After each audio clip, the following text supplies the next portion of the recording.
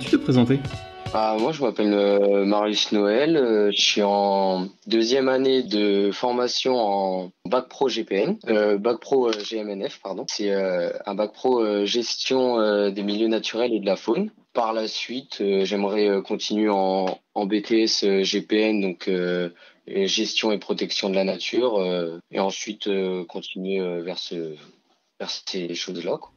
Qu'est-ce que tu aimes dans l'aménagement et l'entretien des espaces naturels? Moi, ce que j'aime avant tout, c'est vraiment être utile, enfin me sentir utile à préserver quelque chose, à protéger vraiment quelque chose d'important, mais aussi de recréer carrément tout un écosystème, toute une vie. C'est vraiment incroyable, quoi. C'est vraiment ce qui me fait envie, quoi. Pourquoi l'environnement est important pour toi? Je pense que c'est recréer le vivant et puis le préserver un maximum. On le dit peut-être trop souvent, mais c'est vraiment primordial pour tout le monde, quoi. Je pense que c'est l'élément le plus important pour moi parce que c'est ce qui nous fait vivre en fait.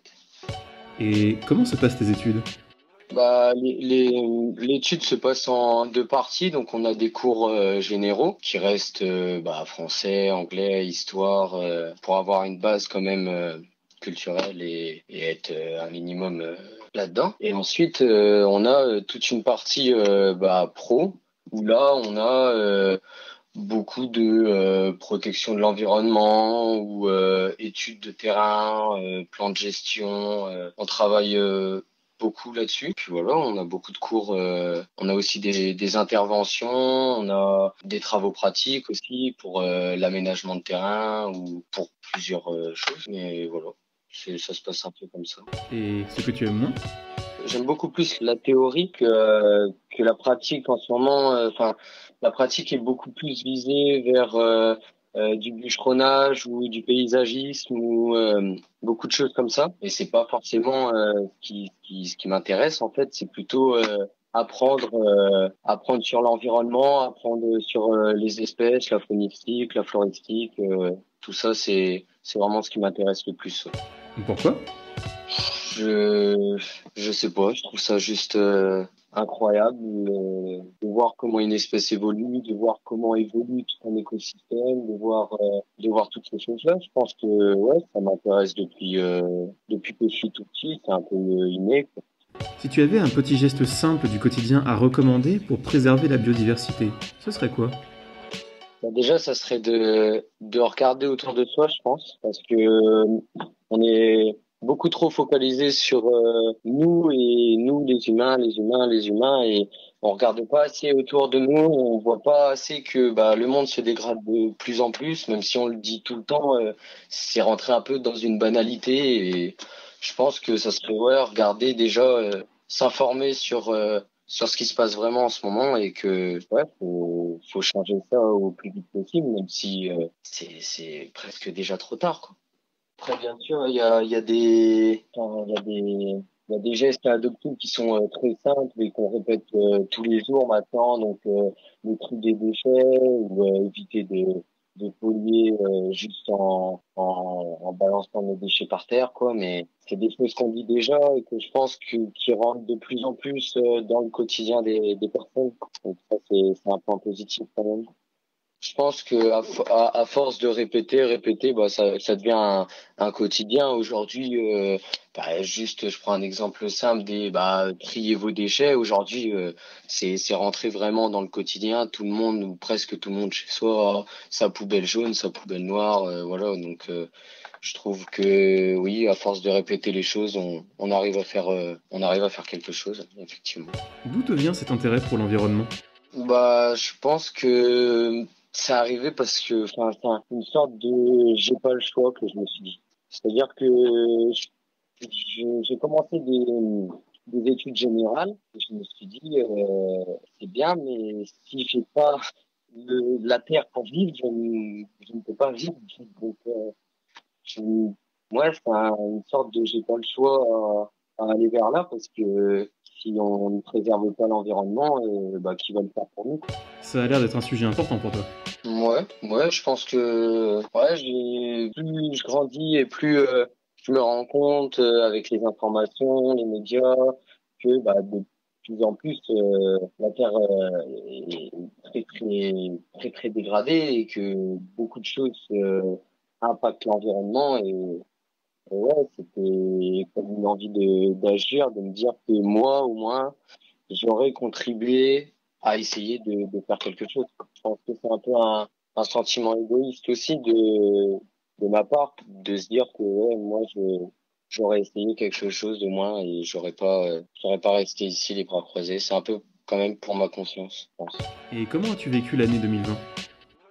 Je l'ai vécu un peu comme tout le monde, je pense, un peu dans l'incompréhension et puis de l'attente de que ça se termine au plus vite. Ça a toujours été ouais, l'incompréhension, je pense. On comprend pas, on nous dit ça, puis on nous dit autre chose, puis en fait, faut revenir à la première idée et puis c'est un peu contradictoire. Donc ouais, on est un peu perdu dans tout ça et puis on laisse et puis on attend quoi.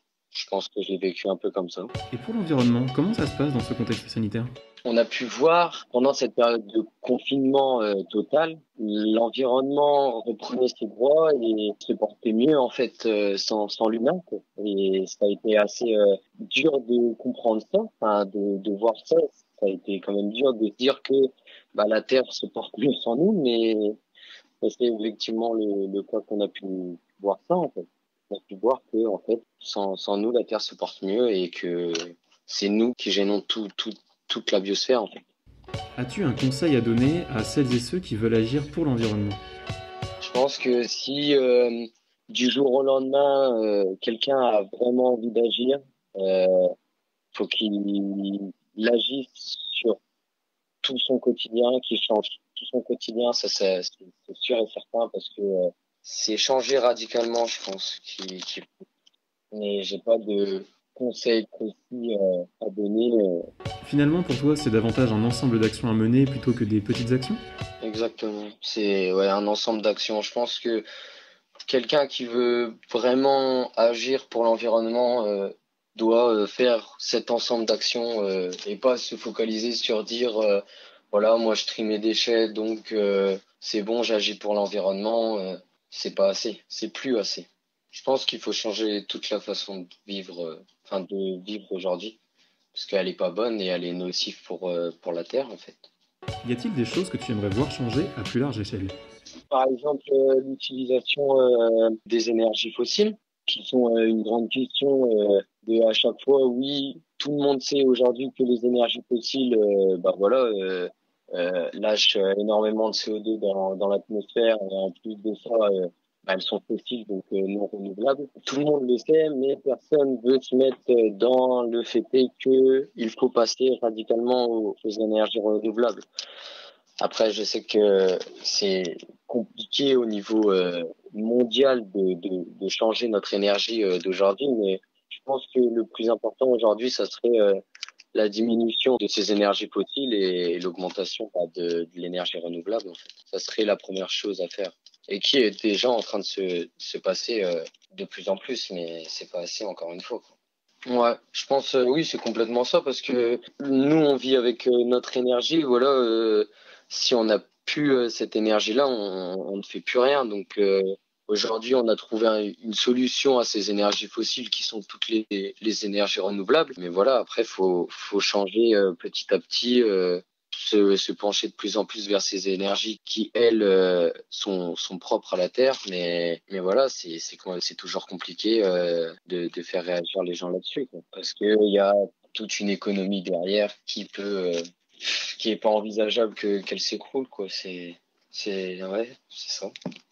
Je pense que au quotidien on peut agir pour l'environnement mais s'il n'y a pas un changement global des mentalités et de se dire voilà maintenant faut vraiment changer que tout le monde prenne conscience que c'est pas dans 100 ans 200 ans c'est vraiment maintenant que ça se passe là, il n'y aura pas de changement, quoi. Donc, il faut vraiment que toute la mentalité mondiale en fait change. Ça paraît impossible dit comme ça, mais c'est vraiment ce qui doit changer, quoi. Sinon, il y aura pas il y aura plus rien. As-tu un dernier message à faire passer? Bah, je pense que dans tous les interviews, j'ai donné le même message. C'est changer la mentalité des gens, quoi. Changer le plus vite possible. Changer. C'est juste ça. Parce que on ne peut plus continuer à vivre comme ça. C'est plus possible. Une première action à faire dès demain? Commencer par une première chose. Euh, Ça serait vraiment s'informer sur ce qui se passe le plus possible.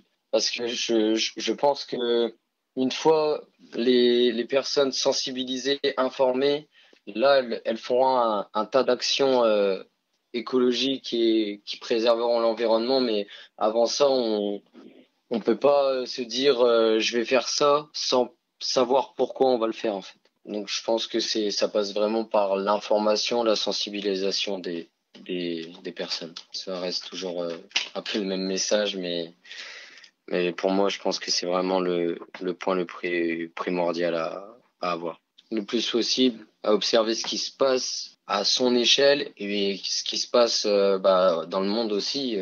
C'est tous les écosystèmes sont reliés entre eux et voilà, si on agit sur un écosystème, ça fera que les autres écosystèmes reliés se porteront mieux. Donc c'est un ensemble de choses.